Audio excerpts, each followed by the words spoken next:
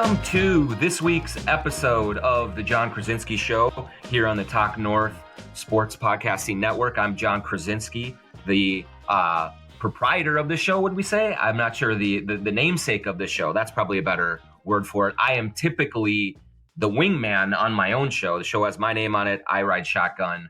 Jim Suhan is normally the host of our show. He is down at the Masters this week. And so we are going to do something a little bit different with this episode. I am going to go Tom Hanks Castaway on this bit. I'm going to try and go a solo pod to really lay out as best I can what I see with the Timberwolves ownership mess right now. And so we will get into Glen Taylor's side of the situation. We will get into Alex Rodriguez and Marc Lore's side of the situation.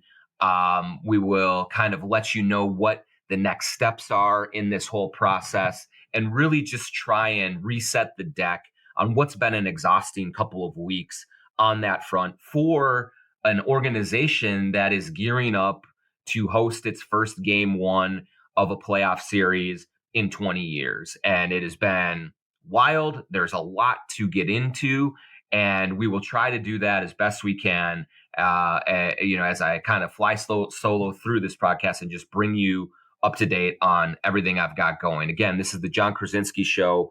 We are brought to you from the Aquarius Home Services Studio, Head Flyer Brewing, TSR Injury Law, Lamb Chops Clothing, and Defined Destinations are all very valuable supporters and contributors to our show. We will tell you a little bit more about all of those fine companies as we get into it.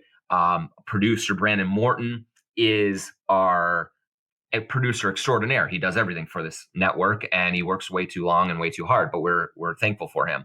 We will also, a little bit later, take a Twitter question from the audience and the winner will get a free pair of Lamb Chops shorts, so stick around for that. And we will also make a very exciting announcement about an upcoming live show at Head Flyer Brewing. So stick through all of my babble over the next probably 30, 40 minutes here as we reset it to have those little nuggets that might be of interest to you a little later in the show. So, all right, let's try and just reset the stage of where things stand right now with this ownership debacle.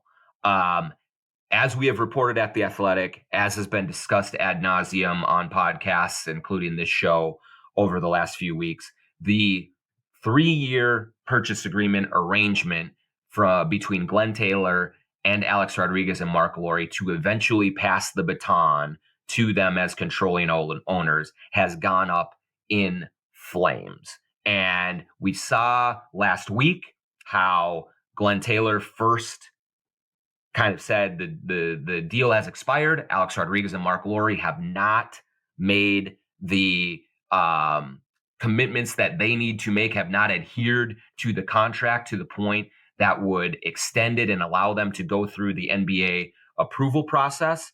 And so Glen Taylor considers the deal done. And Alex Rodriguez and Marc Lore are considered limited partners. And Glen Taylor is going forward as the controlling owner. He has no plans to put it back on the market. He wants to keep this thing, keep going with Anthony Edwards, with Tim Connolly and Chris Finch, and let this whole thing play out.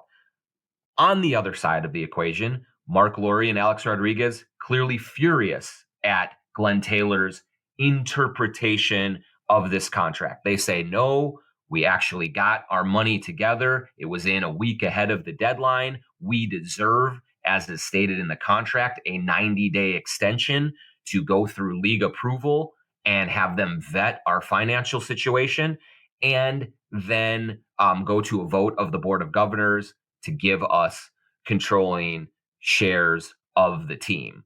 And so you have two sides that at once, a long time ago, spoke about the deep respect they have for each other. They spoke about working together to put this organization in the best possible position going forward. And now they are diametrically opposed. I have never been in the middle of a situation where one side's version of the events, one side's interpretation of the contract of any contract is as completely polar opposite of the other sides. If you talk to Glen Taylor's side, you've seen him quoted publicly at The Athletic and elsewhere that he says, look, Marc Lore and Alex Rodriguez do not have the money. If they did have the money, they would have closed this deal, and none of this would have been possible. I would not have been able to pull it off the market. I would not have been able to look at the $1.5 billion price tag that I sold it to them for. Now maybe see, the valuation increasing to 2.5 or $3 billion and think about taking care of my limited partners in a different way. None of that would have mattered. It would not have mattered if Marc Lore and Alex Rodriguez had their money, had everything, all of their ducks in a row, and went through the process as the contract required them to go through the process and completed it. It would have been out of my hands. They would have been in control. Marc Lore and Alex Rodriguez say, whoa, Glenn, we did have the money. We did submit our documents to the league, and you are actually just breaking the contract. You're in breach of it. You do not have grounds to deem that this contract, that our option to buy the last 40% that we needed is expired, and we have legal right under the contract to continue our process of going through approval and go to a board of governors vote. So they're saying, Glen Taylor, you are not telling the truth here. We have the money. It's ready to go. I will say that as I can report at the Athletic, in my research, in my reporting of this situation, I have seen documents that indicate that Alex Rodriguez and Marc Lore did send their financial commitment letters to the NBA 1 week before the March 27th closing date. So that part has been independently verified by me, that Marc Lore and Alex Rodriguez did say, yes, we got this money. We have limited partners that have invested with us to get to a little bit north of $600 million, I believe it is, that was required of them to buy this last tranche of equity in the company and shares in the company that would give them controlling interest. So I've seen that part of it. They are telling the truth in that respect, that they did send this money in. Here's the very difficult, in the weeds part of this whole situation. Yes, Marc Lore and Alex Rodriguez did send that money in. It did provide proof of funds to buy the team. But where Glen Taylor disputes the actions of Marc Lore and Alex Rodriguez, is saying that the last 3 months where they have been trying to get the money together to put all of their financial ducks in a row to get to a position to buy this team, they missed several deadlines along the way that would have qualified them for this 90-day extension. And one of the major pushbacks on Marc Lore and Alex Rodriguez has been that 1 week before, literally, I think the day of that they actually did send in the proof of funds, they had to change the financing in their group. Carlyle Group was a private equity firm that had committed about $300 million to this last purchase of the 600. So roughly half of the money that they needed to buy this last 40% was committed by this private equity firm, Carlyle Group. They were the ones that Alex Rodriguez and Marc Lore were working with in late December when they exercised their option to buy this team. Well, sometime in the middle of March, it became clear that the Carlyle Group was not going to be able to come to terms with the NBA on meeting certain parameters that were required for Carlyle Group to join the ownership group of an NBA team. And the way that I have kind of deciphered this is I think Carlyle Group is a massive, massive private equity firm. They have investments and dealings all over the country and all over the world.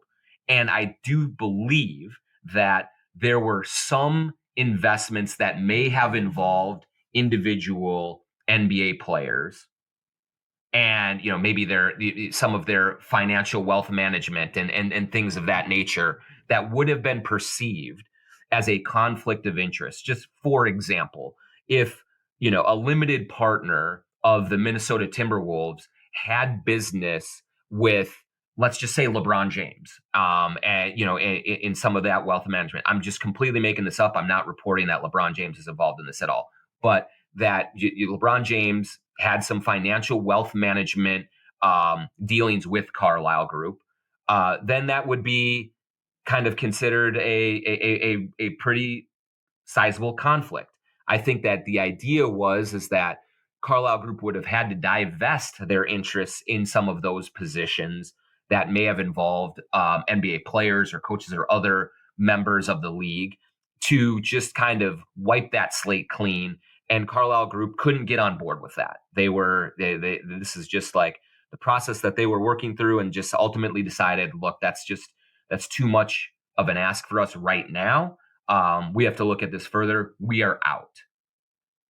So that was, around March 19th, March 20th is when that information became available to us, when it became known. And so when you first hear that, you think, holy cow, Marc Lore and Alex Rodriguez have lost $300 million a week before they are supposed to close on this whole thing. They are in major, major trouble. They did pivot very quickly to secure capital contributions from Dial Capital to help bridge that gap. I think some of the other limited partners in their group may have kicked in a little bit more. Maybe even Marc and Alex would have kicked in some more as well. But they had to move quickly to get Dial Capital, which is already approved by the NBA, on the list of approved private equity firms that could join a NBA team ownership.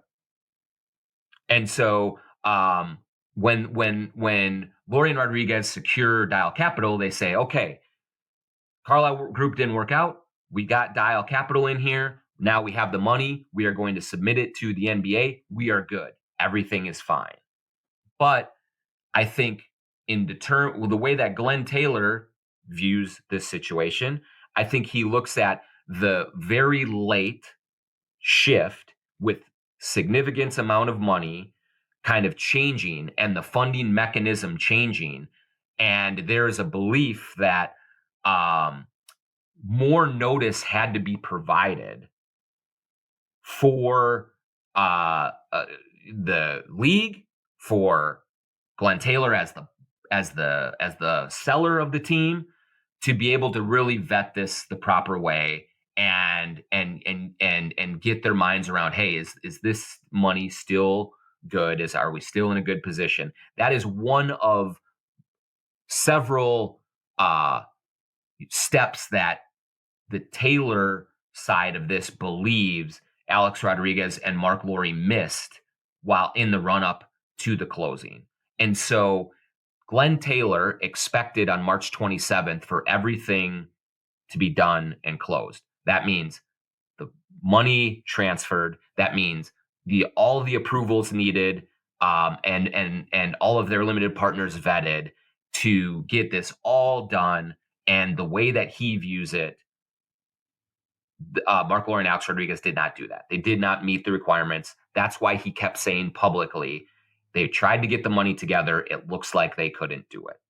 And so Glen looks at this and says, all right, deal's off. I'm keeping the team. we're going forward. I am going to be the primary decision maker, as I have been throughout the course of my ownership, even as Alex Rodriguez and Marc Lore joined the group and had a bigger role. These were still my decisions in the end on all of this, and so we're going forward. Lore and Rodriguez say, nope, that's not it. This is a bad faith argument. You are actually arguing about technicalities that are not material breaches of this contract, and we are going to go to mediation. We're going to go to arbitration, and as Alex Rodriguez said, we'll fight this for 5 or 10 years if it takes. And to get our point across, to make this our team. And so this is all shaping up to be just an unbelievably public and messy battle, while the Timberwolves are going for the number 1 seed, still mathematically in the race for the number 1 seed as they prepare for the Atlanta Hawks on Friday night. We're recording this on Friday morning. We are going to take a break for a minute here. I'm going to get to some very breaking news on the other side of this break. But first, I want to tell you about Head Flyer Brewing in Northeast Minneapolis. They have been a sponsor of this podcast for a couple of years now. It's a great partnership that is developed between some really hardworking folks over at Head Flyer, Nate, Neil, Megan, just a great group. The bartenders are awesome. We love going there. It's not far from my house. There's a chance that you've been to Head Flyer Brewing for a live show. And the very exciting news today that we can share with you is on Tuesday, April 16th, starting at 6 p.m., there's going to be a Jon Krawczynski live podcast. Myself, Jim Suhan, Brandon Morton will be there. And also President of Basketball Operations, Tim Connolly, will be there. We're going to raise the curtain on the Timberwolves playoff push. They'll have been done with the regular season, preparing for the playoffs. If you were at the live show right around in February, right before the All-Star break, Chris Finch was there. It was an awesome time. The place was packed. Get there early to get a good seat and to take it in. Tim has been very generous and willing to share his time with us. He's going to answer some questions. We're going to talk about the playoffs. We're going to talk about just everything about the Timberwolves and the job that he's done to build this team into a legitimate title contender, which is just crazy to say. But if you go to Head Flyer Brewing in Northeast Minneapolis on Hennepin Avenue, Tuesday, April 16th, we will be there 6 p.m. for the recording. Tim will be right at the top, do a half hour with him. Then I will take questions from the audience afterward. We'll have prizes. We are going to also have ticket giveaways for the playoffs, guys. So show up early, get there. We'll enter a raffle. Hopefully you can win some playoff tickets as well. Thanks to Head Flyer Brewing for sponsoring, and I can't wait to see you guys out there. And now we will also hear from longtime supporter of this podcast, TSR Injury Law. You know the deal. TSR Injury Law has become a great business success by helping people. 612 TSR Time. If you're injured, just call 612 TSR Time. You will deal with someone who will help you. They will not charge you unless they win your case, and they win a lot of cases. That's why they are a success story. You see the billboards. You see Steve Terry up there with Naz Reid. He's become a big part of the Timberwolves culture because people trust him. People like him. If you see him at the arena, definitely say hello. 612 TSR Time. That's all you need to know. 612 TSR Time. All right. We are back here on the Jon Krawczynski Show.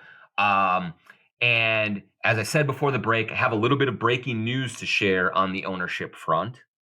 And I am told through sources with the team that they are expecting Alex Rodriguez and Marc Lore to show up for the game on Friday night against the Atlanta Hawks. They are going to be sitting courtside in their normal seats. This is the first time they will have been in Target Center since the whole fracas began. And so I am really interested to see kind of what the environment is like, what the atmosphere is like. I think in general, fans have been kind of more focused, at least in the arena, on the game itself. They haven't been heckling Glen Taylor, much or getting unruly that way. I wonder if Alex Rodriguez and Marc Lore's presence on Friday night will change that or not. we will just see about that. But it just kind of goes to show that they are going to be sitting courtside 2 games before the regular season is over. And while the team is still pushing for the best seed possible in the playoffs after losing to Denver the other night, I think the most likely scenario is maybe the 2 seed, but they still have an outside chance at the 1 seed. And they are getting ready for what they hope is a deep playoff run. And now this whole ownership situation just threatens to really, I think, overshadow everything that they have built, everything that the team has done to win back public opinion, to kind of get the attention on their side. Think about it. Anthony Edwards is, a budding face of the league. Karl Anthony Towns is going to make his return tonight against the Hawks after missing, I think, 17 games with a torn meniscus, getting some games, 2 games under his belt before the playoffs begin. That's huge for him to knock that rust off. You have Chris Finch, in the conversation for Coach of the Year. You have Rudy Gobert in the conversation and probably the front runner for Defensive Player of the Year. You have Naz Reid, 6th Man of the Year, maybe favorite or certainly co-favorite for that award. And so you have so many good things going on with the Timberwolves. This team on the court has been the anti-Timberwolves. They have not been dysfunctional. They have not been filled with drama. They have not been, losing and plummeting down and just kind of barely trying to scrape into the play-in tournament, as they did last year and the year before. This team is legitimately worthy of fan support, of all of the excitement that surrounds it going into these playoffs. And now you have this ownership struggle where I do think it takes fan attention away from the product on the court, because just this week we've seen, last week we saw Glen Taylor and Alex Rodriguez and Marc Lore, kind of swap public jabs at each other. When Glen Taylor says, Marc Lore and Alex Rodriguez, they didn't have the money and they weren't really, they weren't really involved in a lot of the decision-making processes and things like that. That's just a jab. That's a swipe at them to minimize some of the things that they have done. And Alex Rodriguez and Marc Lore fire back. Well, actually, Glenn, he didn't want the Rudy deal, which I don't necessarily believe that to be the case. I think that Glen Taylor was on board with the Rudy deal, but certainly also then, Alex Rodriguez and Marc Lore kind of, saying that Glen Taylor really has backed out on this deal. And this is a continuation of the way that he's done business over the years with many people around the league and in his personal business, and kind of like throwing mud on his reputation that way. And it's just been so ugly, and it's spilled over into this week now. Now you have on Wednesday a report from Adrian Wojnarowski at ESPN that Marc Lore and Alex Rodriguez submitted financial projections as part of this sale process that has them cutting the payroll on the team to under the luxury tax line, so they do not have to pay luxury tax. That implies probably that you're trading Karl Anthony Towns, or maybe you're trading Naz Reid and Jaden McDaniels or something like that to get under that line, and that really reflects poorly on Marc Lore and Alex Rodriguez and their ambitions and what their plans are for this organization. It was a mudslinging type of report that certainly is grounded in fact, because those projections I can independently verify were submitted. What I also can say is that those projections are not binding at all. So it's just a projection and that is it. And I do believe that if the Wolves were to advance in the playoffs and really look like a team that was on the verge of being a championship level team, or let's even say they make the finals, Glen Taylor or Marc Lore and Alex Rodriguez are going to pay the luxury tax next year. Like that's a simple fact of the matter. Then you look at Glen Taylor's history of not paying the luxury tax very often, and it might be easy for Marc and Alex to say, or anybody who supports Marc and Alex to say, well, shoot, Glen Taylor's never paid the luxury tax, so how is this even fair of him to say to them? And that would be right. He has rarely paid the luxury tax at all. In fairness to Glen, he's very rarely had a team worthy of paying the luxury tax. There are not many owners in the league, very few, that will pay the luxury tax on a team that is not considered home court advantage playoff team, a championship or a contender playoff team. Like, that's just the rules, and the financial penalties for that are so great that most owners stay away from it. And that's what Glen Taylor has done essentially since, the 2004 team kind of started to fall apart. And so you could also say, well, Glen, that's your fault for not being able to assemble a team with enough talent to require that investment.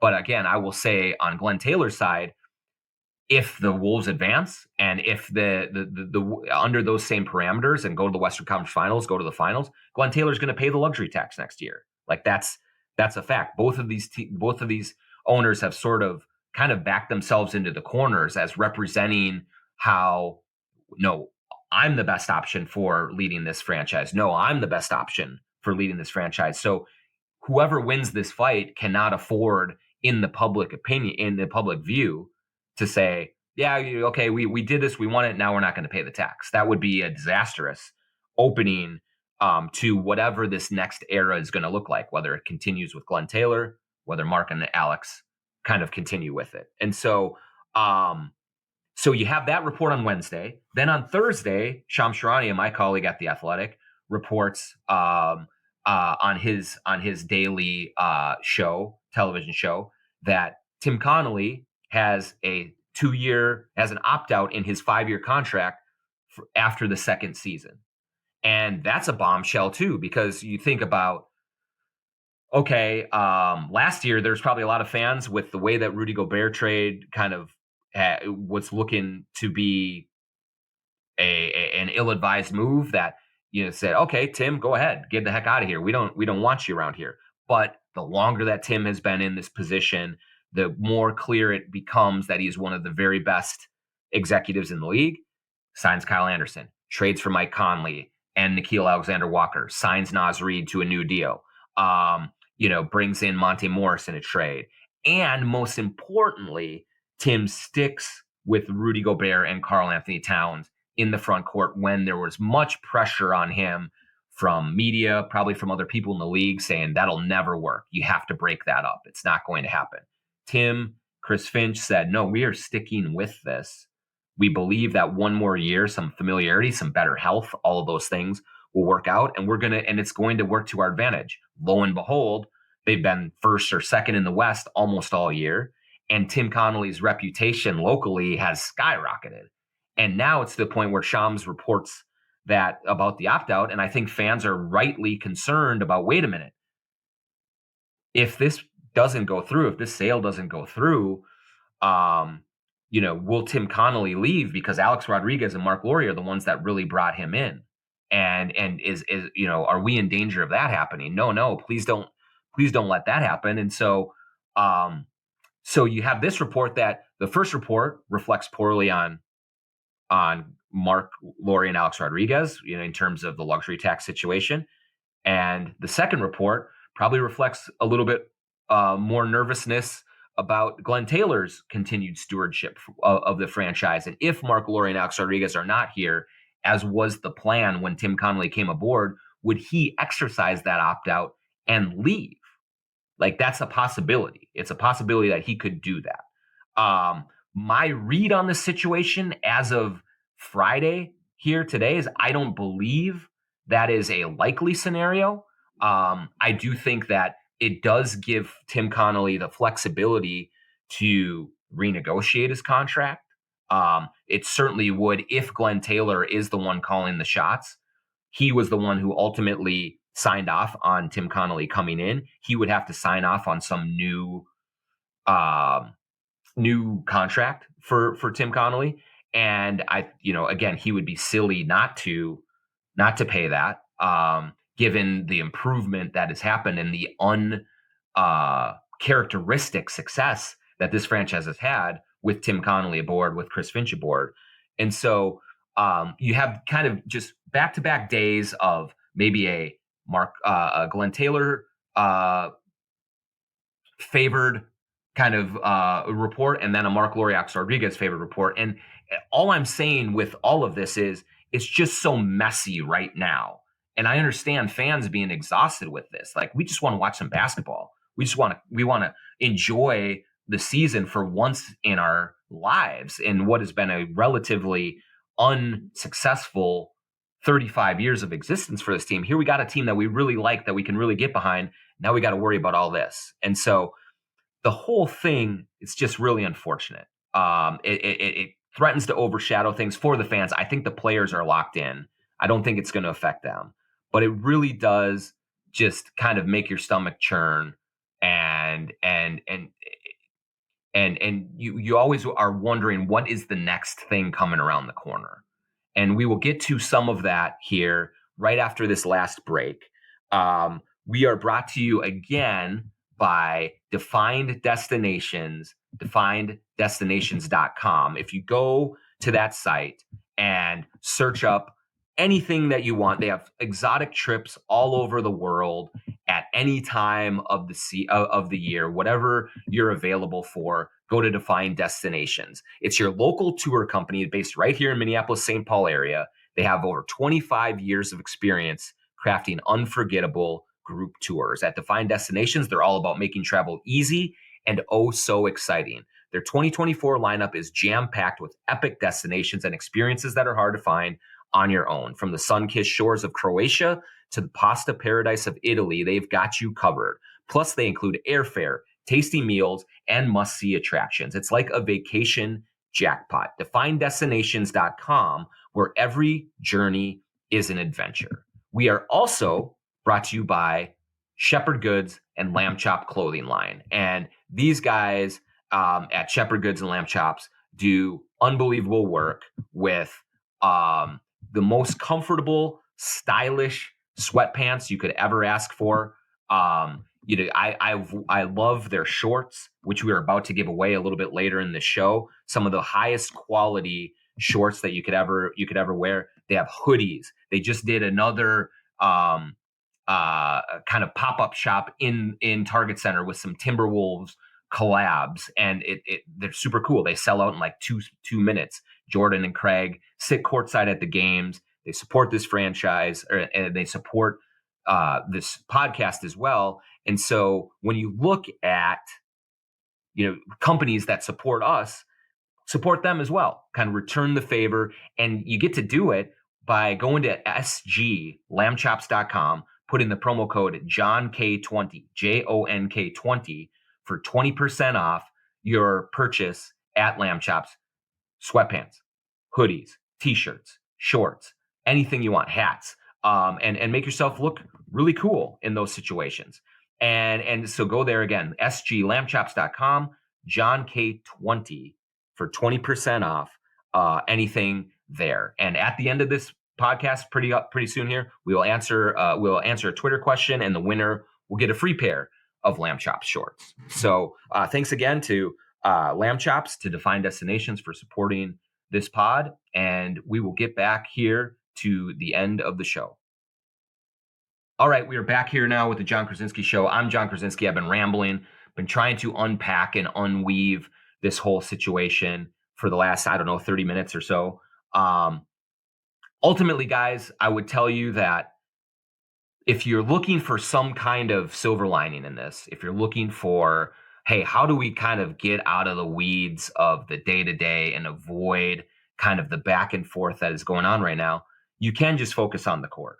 The players themselves, I do not believe, are wrapped up in this or will be distracted by this at all. They beat Denver on the day that this all happened.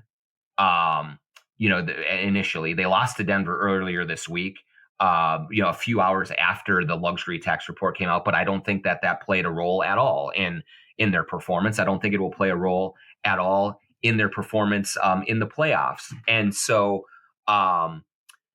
when you look at just kind of where to cling and where to look to, you just got to invest in what this team is doing on the court. Let the legal process, the arbitration process play out, and see what happens here because it is going to be a long process. I wish I could tell you that in the next week or two, this is all going to be resolved and you will know for sure. This is Alex Rodriguez and Marc Lore's team.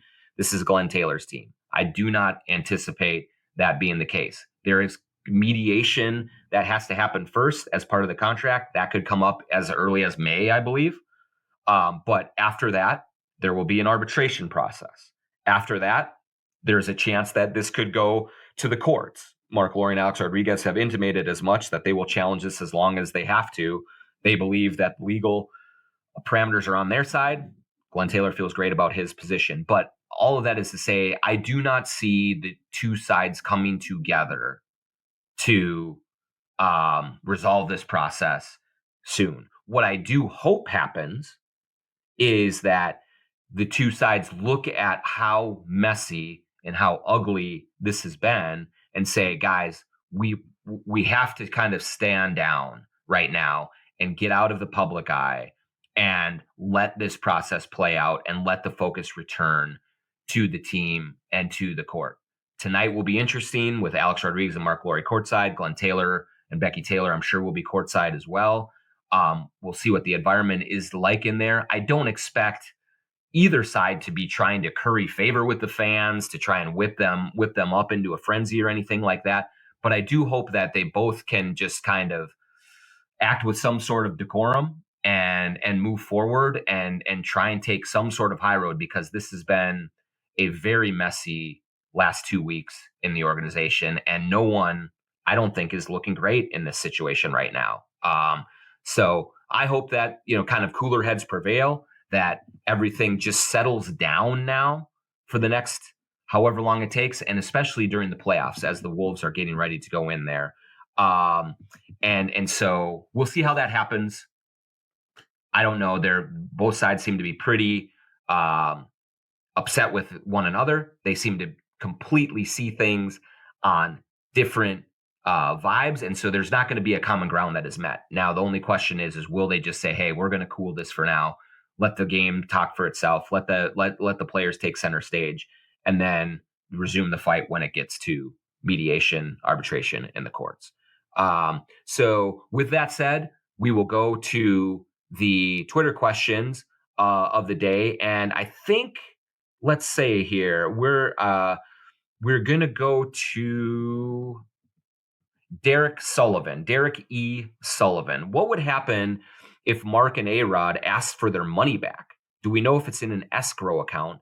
Glen does not seem to be interested in returning it. So it's a good question, Derek. First of all, let me say, number one, off the top of it, they are not going to ask for their money back. I think that something that is different from a previous dispute with a minority owner, with a limited partner. If you remember when Alex Rodriguez and Marc Lore first came to the ownership group,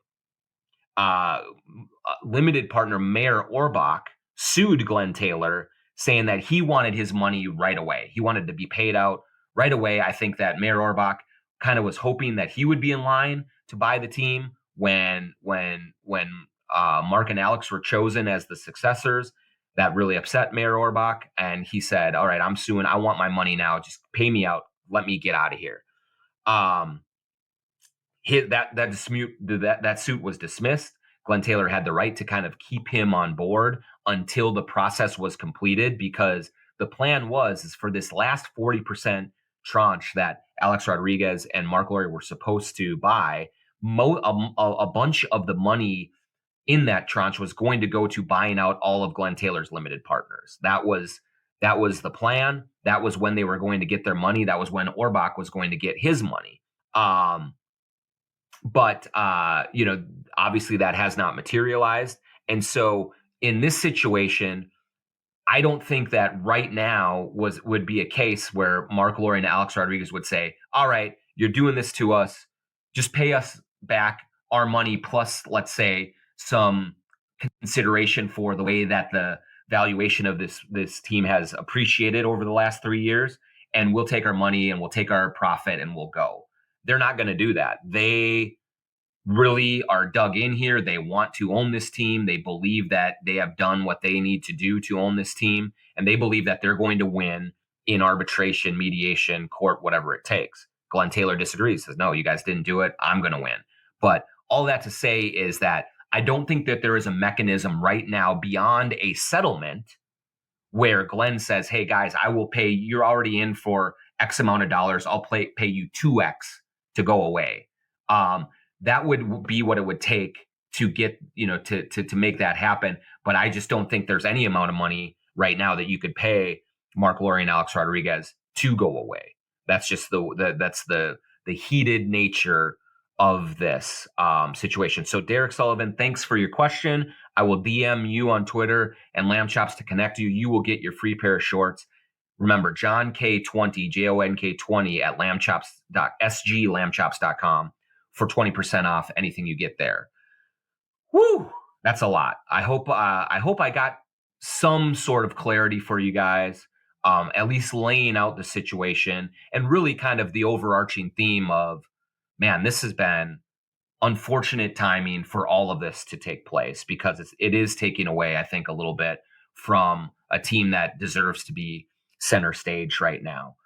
So I will say once again, thanks to Aquarius Home Services Studio, thanks to Head Flyer Brewing, TSR Injury Law, Lamb Chops, and sglambchops.com, and Defined Destinations for supporting this podcast.